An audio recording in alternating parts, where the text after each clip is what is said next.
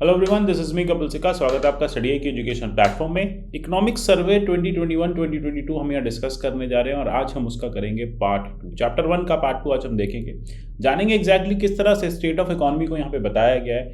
आने वाले समय में सरकार क्या क्या प्रोजेक्शन कर रही है और सरकार को लगता है कि कितना पोस्ट कोविड टाइम्स में रिकवरी हो पाएगी। तो जैसे हमने प्रीवियस चैप्टर में देखा था कि हमने लगभग एक 9.4 प्रोजेक्शन एस्टिमेट्स दिए हैं कि हम 9.4% ऑफ द जीडीपी से यहाँ पे भारत जो है ग्रो करेगा।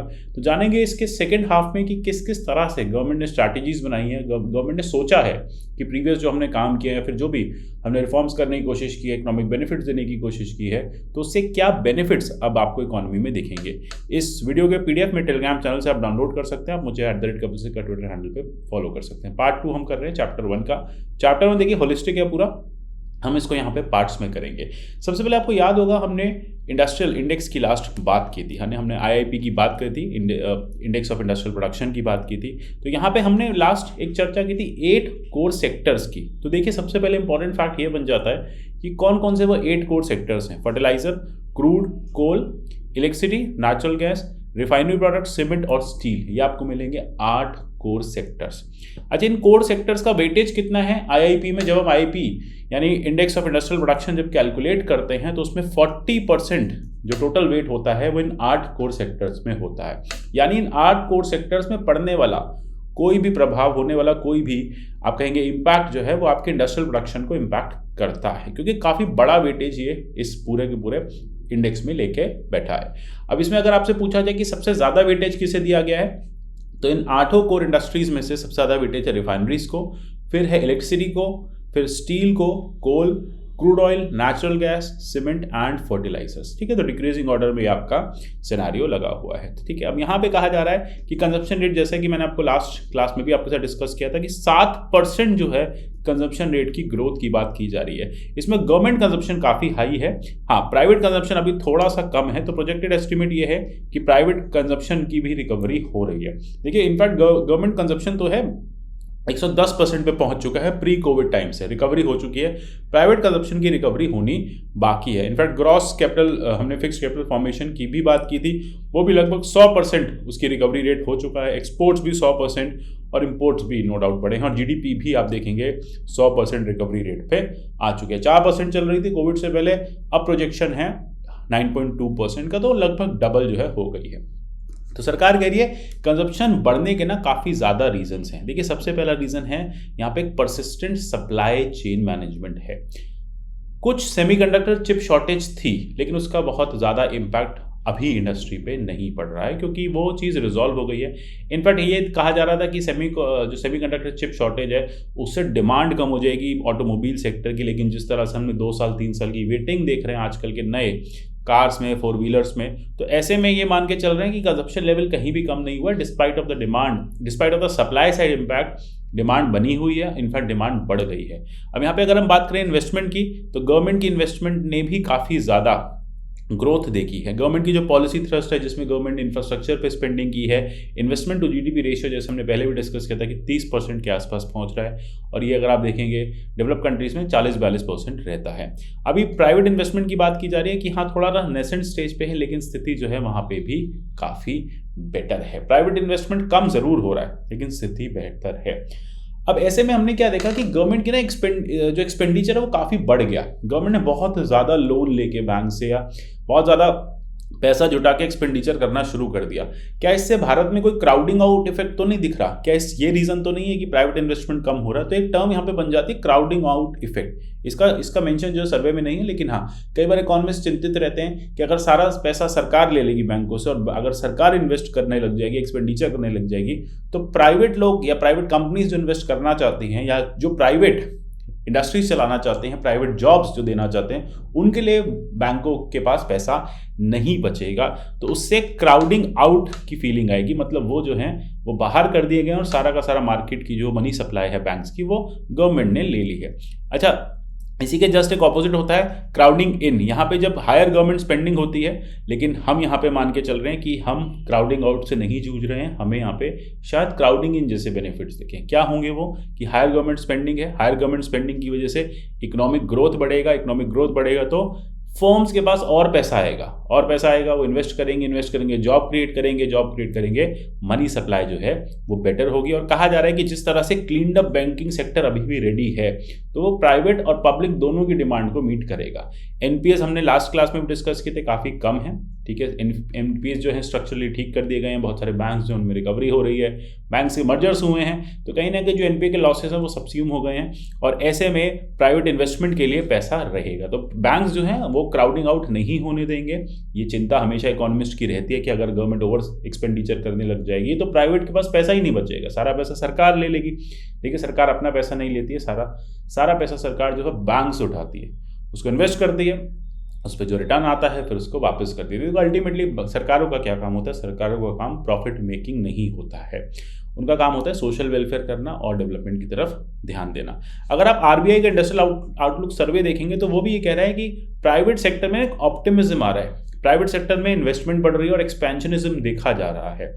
इसका एक रीज़न कहीं ना कहीं आपको एक्सपोर्ट इंपोर्ट की तरफ से भी दिखेगा, जैसे कि हमने देखा कि हम एक्सपोर्ट्स में 100% ग्रो कर चुके हैं, मतलब हमारे जो एक्सपोर्ट्स हैं वो प्री 2019 लेवल पे आ चुके हैं, यानी वर्ल्ड में जो डिमांड है वो ठीक हो रही है और भारत ऐसे में एक्सपोर्ट्स को अच्छे से कर पा रहा है। जो ग्लोबल सप्लाई कंस्ट्रेंट्स है वो कुछ एक समय के लिए थे, कुछ बॉटलनेक्स थे। इनफैक्ट आपने देखा कि सबसे बड़ी दिक्कत थी ग्लोबल सप्लाई कंस्ट्रेंट की कोविड-19, ये तो रही, इसकी वजह से ना शिपिंग कंटेनर्स की भी शॉर्टेज हो गई थी। फिर उसके बाद आपने स्विस कैनाल वाला सिनेरियो देखा कि कितने दिन वहाँ पे एक शिप फंसा रहा, ग्लोबल सप्लाई वहाँ से कहीं ना कहीं इम्पैक्ट हुई है। तो सरकार ये या फिर सर्वे ये कह रहा है कि ये सब होने के बाद भी हमारी जो एक्सपोर्ट्स हैं, स्पेसिफिकली हम बात करें प्रोफेशनल सर्विसेज की, मैनेजमेंट कंसल्टिंग सर्विसेज की, ऑडियो विजुअल इक्विपमेंट्स की, ठीक है, बाकी आप फ्रेट की, ट्रांसपोर्ट की, टेलीकम्युनिकेशंस की, ये कहीं ना कहीं बड़ा है। तो हमें इसका बहुत ज़्यादा इम्पैक्ट नहीं पड़ा है, सर्विस सेक्टर में बहुत इम्पैक्ट नहीं पड़ा है। हाँ, मैन्युफैक्चरिंग सेक्टर में अभी हमें और ज़्यादा करना नेसेसरी है, लेकिन साथ ही साथ हमारे इंपोर्ट्स भी बढ़े हैं क्योंकि डोमेस्टिक डिमांड जो है वो बढ़ती जा रही है। किन चीज़ों की? मिनरल्स की, क्रूड की और मेटल की जो डिमांड है वो बढ़ती जा रही है। तो ऐसे में आपको सप्लाई करनी है तो फिर इंपोर्ट करना पड़ेगा। कहा जा रहा है इंपोर्ट जो है लगभग 30% के हिसाब से ग्रो कर रहे हैं सालाना, यानी अगर इंपोर्ट में बहुत ज़्यादा रॉ मटेरियल आ रहा है तो देश में मैन्युफैक्चरिंग सेक्टर भी बूम कर रहा है, और ऐसे में ये भारत के एक्सपोर्ट सेक्टर के लिए, अदरवाइज इकोनॉमिक ग्रोथ के लिए भी एक अच्छा साइन है। रोबस्ट कैपिटल इन्फ्लोज हो रहे हैं फॉरेन इन्वेस्टमेंट के नाम पे। आपने देखा फॉरेन इन्वेस्टमेंट के नाम पे काफ़ी पैसा भारत में आया, एफडीआईज के नाम पे आया, और स्टॉक मार्केट तो आगे हम बात करेंगे ही, फॉरेन इंस्टीट्यूशनल इन्वेस्टमेंट के नाम पे भी बहुत ज़्यादा पैसा भारत में आया है। तो कहा जा रहा है कि जो रियल इकोनॉमिक एक्टिविटी है ना वो एकदम परफेक्ट है, डोमेस्टिक डिमांड बढ़ती जा रही है, और कहीं ना कहीं जो कैपिटल इन्फ्लोज हैं, कैपिटल के जो इन्फ्लोज हैं सॉरी, वो भी कहीं ना कहीं आपको बढ़ते दिखेंगे। लेकिन एक प्रॉब्लम क्या है कि क्योंकि हमारे इंपोर्ट्स बढ़ रहे हैं तो हमारा करंट अकाउंट डेफिसिट जो है वो आपको शायद फिर से वाइडन होता दिखेगा। हमने देखा कि लगभग 17 साल के बाद कोविड के टाइम पे Q2 में 2020-2021 का जो समय था, उसके Q2 में भारत ने सरप्लस करंट अकाउंट देखा, ठीक है, वो 17 साल बाद देखा गया था, 2003 में ऐसा देखा गया। लेकिन अब वापस से देखिए इंपोर्ट्स बढ़ेंगे। हमने देखा हम हाईली क्रूड 100% हम क्रूड इंपोर्ट पे डिपेंडेंट रहते हैं, हमारी क्रूड की डिमांड हाई है, लगभग सारा क्रूड बाहर से आता है। तो ऐसे में फिर हमारे जो इंपोर्ट बिल्स हैं वो तो इन्फ्लेट होंगे। अब जैसे क्रूड की जो प्राइसेस बढ़ते जा रहे हैं तो वो कहीं ना कहीं आपके डॉलर बिल्स या इंपोर्ट बिल्स भी कहीं ना कहीं इन्फ्लेट करेंगे। तो ये एक चिंता का विषय है। हम डेफिसिट में रहेंगे, हम सरप्लस में नहीं आ पाएंगे। देखिए सरप्लस में कुछ एक ही कंट्रीज़ हैं वर्ल्ड में, उसको भी हम जानेंगे वो कौन कौन सी हैं। तो देखिए यहाँ पे बात आ रही है कि करंट अकाउंट डेफिसिट हमें देखा जाएगा। तो समझ लेते हैं करंट अकाउंट डेफिसिट क्या होता है। देखिए किसी भी कंट्री के ट्रेड का बैलेंस होता है, इसमें आपने कितना एक्सपोर्ट किया, नेट एक्सपोर्ट, और कितना इंपोर्ट हुआ, उसका जो फिगर आता है, अगर वो फिगर, अगर आप उसमें से एक्सपोर्ट में से इंपोर्ट को सब्ट्रैक्ट करेंगे, अगर वो पॉजिटिव में नंबर्स आते हैं तो कहेंगे कि आप सरप्लस हैं, अगर वो नंबर नेगेटिव में आते हैं तो कहेंगे आप कि वो जो करंट अकाउंट है वो आपका नेगेटिव है, आप डेफिसिट में हैं। इसमें नेट इनकम होती है, इंटरेस्ट डिविडेंड्स होते हैं, ठीक है, फॉरेन ट्रांजैक्शंस होते हैं, जो भी बिजनेस ट्रांजैक्शंस होते हैं, ये सारी चीज़ें यहाँ पे कैलकुलेट की जाती हैं और इसी से आप एक बैलेंस ऑफ पेमेंट को फाइनली कैलकुलेट करते हैं। जैसा कि मैंने बताया कि 17 साल में पहली बार Q4 21 का फाइनेंशियल ईयर 21 में आपको एक सरप्लस दिखा और Q4 आते आते फिर से डेफिसिट में चला गया। तो ऐसा सरप्लस कहाँ दिखा था? ऐसा सरप्लस आपको दिखा था 2003-2004 में, तब हम 14 बिलियन के सरप्लस में आ गए थे, लेकिन फिर उसके कुछ ही समय के बाद हम फिर से डेफिसिट में चले गए थे। देखिए भारत ना काफ़ी ज़्यादा इंपोर्ट करता है, जैसे हमने देखा हमारी जो मेजर जो डोमेस्टिक डिमांड है वो क्रूड की एक बड़ी पॉपुलेशन है, ऑयल की डिमांड बहुत ज़्यादा है देश में, इतनी बड़ी पॉपुलेशन होने की वजह से, तो ऑयल इंपोर्ट्स बहुत ज़्यादा हैं। ऑयल इंपोर्ट ज़्यादा होने की वजह से हम ये बात समझ सकते हैं कि हमारा जो ट्रेड है वो डेफिसिट में रहेगा जब तक हम एक्सपोर्ट्स को मैच ना कर दें या अपने मेक इन इंडिया कैंपेन को बहुत ज़्यादा फेमस ना कर दें। लेकिन ऐसे में कुछ एक एग्जाम्पल्स हमें ज़रूर पता होने चाहिए कि दुनिया में ऐसी कौन कौन सी कंट्रीज़ हैं जो करंट अकाउंट सरप्लस में चलती हैं। 2020 का अगर हम डेटा उठाएं वर्ल्ड बैंक का, वो कहता है 10 ऐसी कंट्री हैं जो करंट अकाउंट सरप्लस में है परसेंटेज ऑफ जीडीपी वाइज। जैसे सबसे ज़्यादा चाइना, इनफैक्ट चाइना ने जर्मनी को ओवरटेक किया लास्ट ईयर ही। चाइना पहले जर्मनी से पीछे, तब चाइना आगे निकल गया। फिर जर्मनी है, जापान है, South Korea, Netherlands, then Singapore, Russia, Australia, Kuwait. ये सब आप देख रहे हैं या तो मैन्युफैक्चरिंग इंडस्ट्रीज़ हैं, बड़ी बड़ी यूनिट्स हैं, और या फिर ऑयल एक्सपोर्टिंग नेशन है। सो अल्टीमेटली ऐसे में भारत को, भाई हम ऑयल नेचुरल रिसोर्सेज तो हमारे पास है नहीं जिसका हम एक्सपोर्ट करें, हमारे पास मैन्युफैक्चरिंग गुड्स की एक बड़ी अपॉर्चुनिटी है, क्योंकि हमारे पास एक बहुत बड़ा डेमोग्राफी है जिसका हम डिविडेंड ले सकते हैं और अपने एक्सपोर्ट्स को बेटर कर सकते हैं, अपनी स्किल्स को डेवलप कर सकते हैं, मैन्युफैक्चरिंग इन इंडिया को हम बेटर कर सकते हैं। कहीं ना कहीं चाइना से पूरा वर्ल्ड नाराज़ है, तो चाइना की जो फैक्ट्रीज हैं अगर वो वियतनाम ना शिफ्ट होकर भारत शिफ्ट होने लग जाएं, कहा जा रहा है एक बड़ा एक्सोडस इंडस्ट्रीज़ का चाइना से देखा गया 1.5 साल में, और वो सब जा रहा है वियतनाम। कुछ एक मैन्युफैक्चरिंग यूनिट्स आपको देखेंगे भारत भी आती है, लेकिन कोशिश हम करें कि हम ज़्यादा से ज़्यादा इनको इंडिया में लेके आएँ। सो अल्टीमेटली हमारे यहाँ पे जो हमारा जो डोमेस्टिक मैन्युफैक्चरिंग है वो बढ़ेगा और ग्लोबल ट्रेड में हम ज़्यादा पार्टिसिपेट कर पाएंगे या ज़्यादा अपना परसेंटेज दे पाएंगे।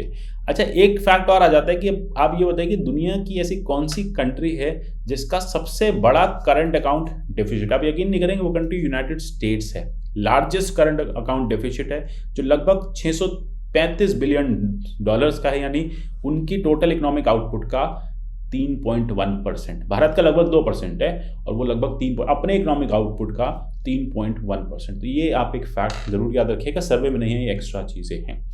इसके बाद कुछ इंपॉर्टेंट बात करते हैं बारबेल स्ट्रैटेजी की, सेफ्टी नेट्स की और अजाइल रिस्पॉन्स एग्जैक्टली क्या होता है।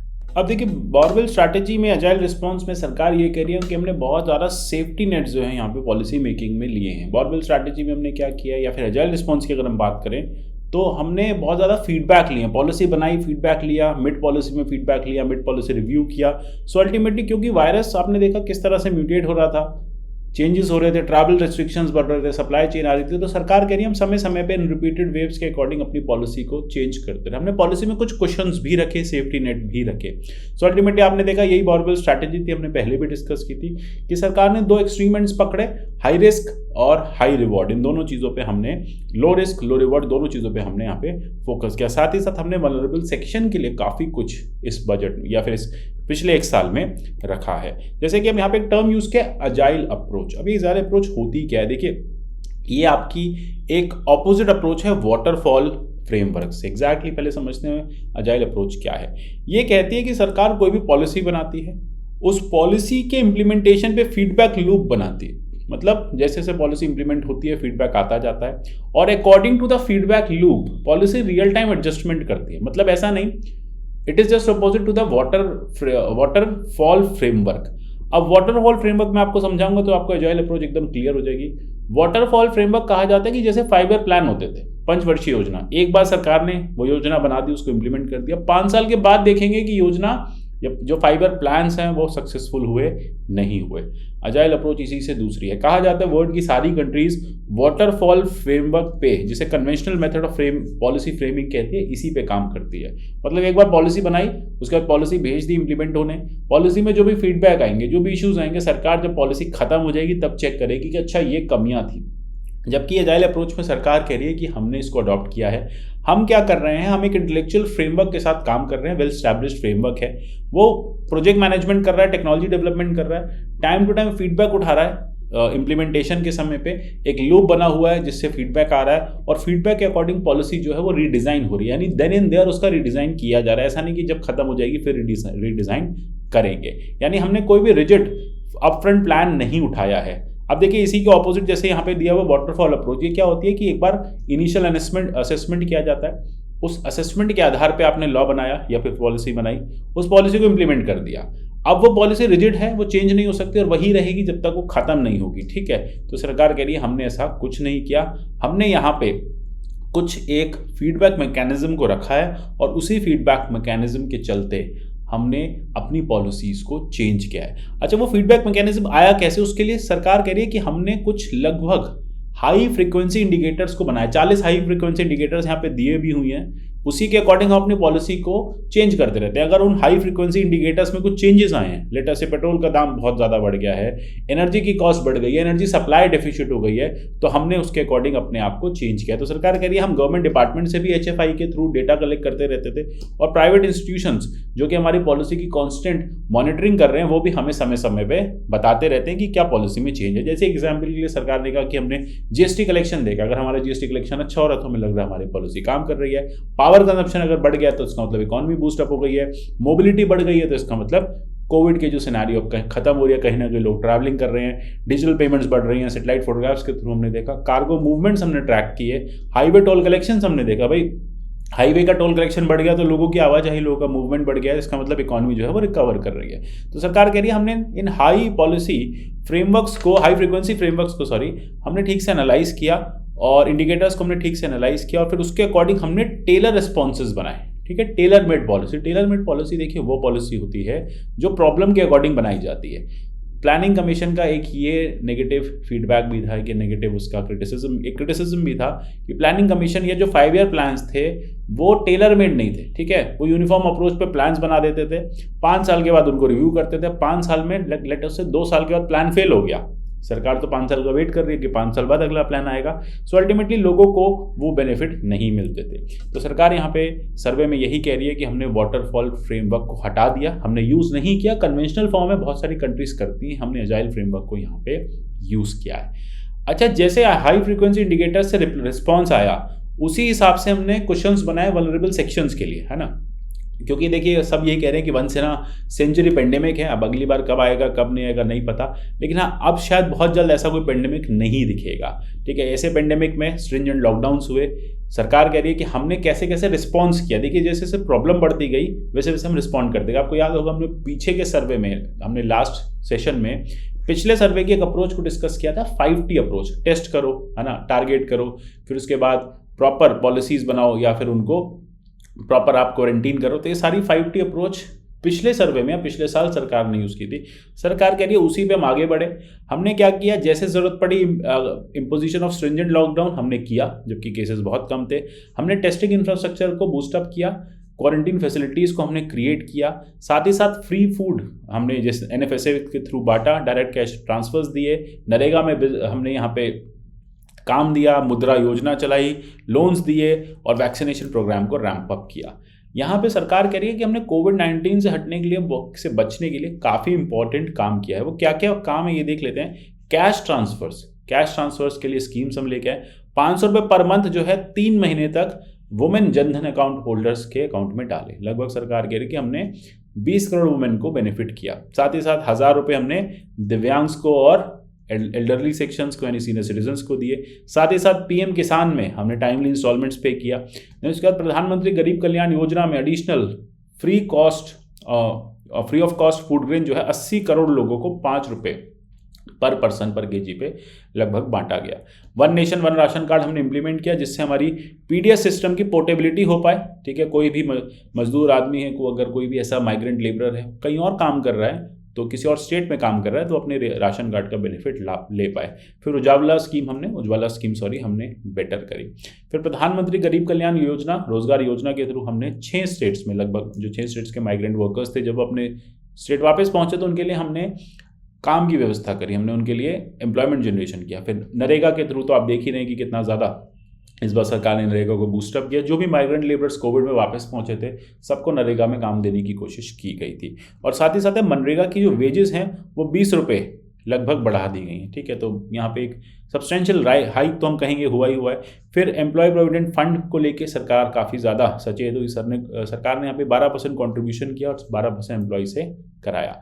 आत्मनिर्भर भारत रोजगार योजना ये सरकार ने चलाई, इससे बेनिफिट हुआ लोगों को। फिर हाउसिंग के केस में प्रधानमंत्री आवास योजना, प्रधानमंत्री अर्बन आवास योजना, ये सारी चीज़ें भी ग्रामीण और अर्बन दोनों चलाई गई। स्किल डेवलपमेंट के लिए दीनदयाल ग्रामीण कौशल योजना, इसको चलाया सरकार ने, जिसमें rural civil employment training institute establish किए, स्किल डेवलपमेंट किया रूरल पुअर का, अपस्किलिंग करी। सबसे बड़ी बात है प्रधानमंत्री कौशल विकास योजना, 6 स्टेट्स में अप स्किलिंग और फ्रेश स्किलिंग की गई। जिनके पास स्किल थी उनको बेटर किया गया, रिफ्रेश किया गया। साथ ही साथ रीस्ट्रक्चरिंग की गई एमएसएमई डिफॉल्ट लोन्स की। Emergency credit line guarantee scheme दी गई। 4.5 लाख करोड़ के आसपास का पैसा जो बांटा गया है वो बिजनेसेस को दिया गया जो कोविड से अफेक्टेड रहे। फिर क्रेडिट गारंटी स्कीम रही एमएसएमईज के लिए। तो आप देख रहे हैं कितना सारा सरकार ने क्रेडिट को लेके भी यहाँ पे काम किया, लिक्विडिटी फैसिलिटी प्रोवाइड करी, क्रेडिट गारंटी स्कीम दी, यहाँ पे लॉन्ग टर्म रेपो ऑपरेशंस जो है आरबीआई ने किए, जिससे एक लंबे समय तक जो बैंक्स के पास लोन जो है अवेलेबल रहा, उस लोन को बैंकों ने बांटा मार्केट में। फिर नेशनल क्रेडिट आउटरीच प्रोग्राम जो है सरकार ने लॉन्च किया था, इसमें क्रेडिट को बांटा गया।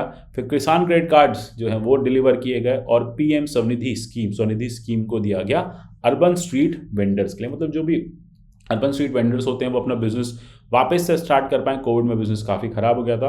और सबसे बड़ी बात है एसएचजीज के लिए सरकार यहाँ पे कोलेटरल फ्री लेंडिंग लिमिट जो है वो 10 लाख से 20 लाख कर दी गई। यानी एसएचजीज अब कोलेटरल फ्री 20 लाख रुपए तक सरकार से बैंकों से उठा सकती हैं। फिर देखिए दीनदयाल अंत्योदय योजना आई, वो भी इंपॉर्टेंट है, रूरल अर्बन दोनों, रूरल लाइवलीहुड के लिए, अर्बन के लिए। देन उसके बाद लिक्विडिटी स्कीम्स जो हैं वो बढ़ाई गई। सो अल्टीमेटली सरकार कह रही है कि हमने काफ़ी ज़्यादा सेफ्टी नेट्स रखे हैं। डिपेंडिंग अपॉन कैसी कैसी सिचुएशन है हम अपनी पॉलिसी को समय समय पे चेंज करते रहे। हमने यहाँ पे कोई वाटरफॉल अप्रोच नहीं रखी कि हमने एक बार कोविड की पॉलिसी बना दी अब वो कोविड के 2 साल चलती रहेगी। गवर्नमेंट यहाँ पे कह रही है जैसा जैसा फीडबैक आया मार्केट से, जैसा जैसा हमें रिस्पॉन्स मिला स्टेक होल्डर्स से, हमने उसके अकॉर्डिंग नई नई स्कीम्स हम यहाँ पे लॉन्च करते गए, सेफ्टी नेट्स जो है वो बढ़ाते गए। साथ ही साथ मॉनेटरी पॉलिसी कमेटी का, आरबीआई का भी काफ़ी इंपॉर्टेंट रोल है। आपको याद होगा कोविड का लॉकडाउन हुआ ही था, पहले ही वीक में जब एमपीसी आई थी दूसरे वीक में, तो वहीं पे जो प्राइस कट है, जो मतलब जो रेपो रेट का कट है वो सरकार ने या आरबीआई ने कर दिया था। और वो रेपो रेट का कट 135 बीपीएस तक चला और लगभग तब से वही मेंटेन किया जा रहा है। इनफैक्ट एमपीसी ने एक स्टेटस को मेंटेन किया और रेपो रेट जो है वो 4% पे पिछले 2 साल से, अब हम कह सकते हैं मार्च में हो जाएगा तो 2 साल से, अप्रैल में हो जाएगा, 2 साल से हम यहाँ पे 4% रेपो रेट पे हम ये रेपो रेट मेंटेन किए हुए हैं। देखिए इस रेपो रेट का, इतने कम रेपो रेट का काफ़ी ज़्यादा इंपॉर्टेंट इसका फायदा हुआ है। सेविंग्स तो देखिए कहीं ना कहीं इंपैक्ट होगी, सेविंग्स में वो रिटर्न नहीं आएगा, लेकिन सेविंग के लिए तो पैसा भी नहीं था देश में। अभी तो अर्निंग का प्रॉब्लम था, सेविंग तो बात की बात है। तो अर्निंग के प्रॉब्लम के लिए रेपो रेट कम हो जाने से क्या होगा, रेपो रेट कम हो जाने से आपको लोन्स जो है वो सस्ते मिलेंगे, बैंकों को क्रेडिट जो है वो सस्ते मिलेंगे और बैंक ज़्यादा से ज़्यादा पैसा जो है आरबीआई से उठा पाएंगे। अब जब वो ज़्यादा पैसा उठाएंगे तो वो मार्केट में डिस्ट्रीब्यूट करेंगे, मार्केट में इनकम या फिर हम कहें मनी का जो फ्लो है वो बढ़ेगा और जैसे ही मनी का फ्लो बढ़ेगा वैसे ही लोगों के पास अपॉर्चुनिटीज़ बढ़ेंगे और वही एग्जैक्टली कोविड में हमें चाहिए था। इसी के साथ साथ मार्जिन स्टैंडिंग फैसिलिटी रेट जो है उसको भी बैंक आरबीआई ने मेंटेन रखा है। यानी आप अगर रेपो रेट के थ्रू आप एग्जॉस्ट कर जाते हैं तो एमएसएफ के थ्रू अब आप पैसा उसी रेटों पे लगभग सिमिलरली उठा सकते हैं। तो ये एग्जैक्टली कहा जा रहा है कि काफ़ी ज़्यादा सरकार ने यहाँ पे बेनिफिट्स दिए हैं। ठीक है, वैक्सीनेशन के बेनिफिट की बात करें या अदरवाइज हम बात करें तो सरकार बैंक्स के थ्रू, स्कीम्स के थ्रू, मनी सप्लाई के थ्रू हर तरह से यहाँ कोशिश कर रही है कि कोविड का जो पेंडेमिक है उससे होने वाले जो रिपरकशंस हैं वो जल्दी से जल्दी रिवाइव हो, यानी इकॉनमी जो है वो वापस से अपने 2019 वाले फेज में आ जाए। अब यहाँ पे वैक्सीनेशन के लिए लगभग 156 करोड़ डोजेस जो है वो दे दी गई थी। वैक्सीनेशन कवरेज जो है वो देखिए हर दिन के साथ साथ बढ़ता जा रहा है, हाईएस्ट आप देखेंगे कि वैक्सीनेशन कवरेज जो है यहाँ पे किया गया। तो अल्टीमेटली हम कह सकते हैं कि सरकार ने जो पॉलिसीज़ यहाँ पे इम्प्लीमेंट की हैं वो प्रो पीपल हैं और उससे बेनिफिट जो है लोगों का काफ़ी ज़्यादा हुआ है। सो अल्टीमेटली चैप्टर 1 में कुछ इंपॉर्टेंट बातें यही थी। अच्छा, कुछ एक रह गए हाई फ्रीक्वेंसी इंडिकेटर्स। एग्जैक्टली वो 80 हाई फ्रीक्वेंसी इंडिकेटर्स कौन कौन से थे उसको हम फिर से चर्चा करेंगे। नेक्स्ट पार्ट में हम इसको चर्चा करेंगे, देखेंगे आगे की कुछ इंपॉर्टेंट टॉपिक्स क्या बचे हैं। वैसे तो मोर और लेस ही चैप्टर में यही सारी चीज़ें, एक्सटर्नल सेक्टर वगैरह को लेकर कुछ और बातें कही गई हैं, वो बहुत ज़्यादा इस तरह से इंपॉर्टेंट नहीं है क्योंकि वो फर्दर चैप्टर्स में भी हम डिस्कस करते जाएंगे। जब हम सेकंड चैप्टर करेंगे तो वहाँ पे हम हाई फ्रीक्वेंसी इंडिकेटर्स की बात करेंगे और फिर आगे देखेंगे एग्जैक्टली क्या कहना है इकोनॉमिक सर्वे का। तो क्या मिलते हैं हम अगले सेशन में। आपको मीनवाइल क्या करना है, आपको हमारा प्रीलिम्स का जो प्रोग्राम है फाउंडेशन उसको परचेस करना है, फाउंडेशन इन जनरल को परचेस करना है, टारगेट पीटी को परचेस करना है। सब कुछ क्लब्ड है, प्रीलिम्स पास आ रहा है, 3-3.5 महीने की प्रिपरेशन है, थॉरोली करिए। मिलते हैं अगले सेशन में, तब तक के लिए good bye, take care and God bless you all.